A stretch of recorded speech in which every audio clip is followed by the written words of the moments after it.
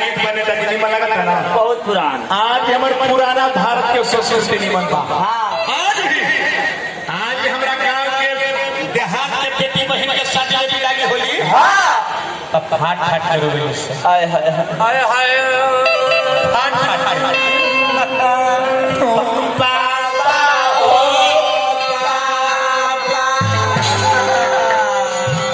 हमारा देहात के हो, देहात के संस्कृति बा। बोले बा अनहारे पर गेट गाड़ी के खोल के ढुका दो सके जा अब फिर बेचारी बाबूजी के देखे से त ना आला गेट खोल के दौड़ जाली से।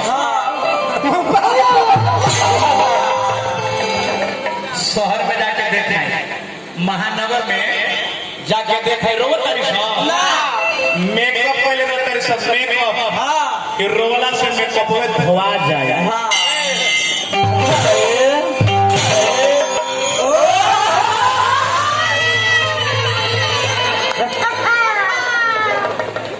नमस्ते मम्मी, नमस्ते नमस्ते पापा, नमस्ते हाय डैड।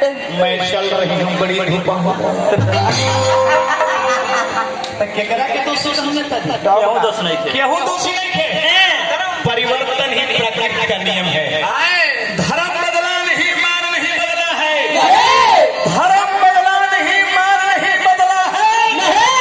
गीता बदला नहीं, कुरान नहीं बदला है। एक जमीन और आसमान नहीं बदला है।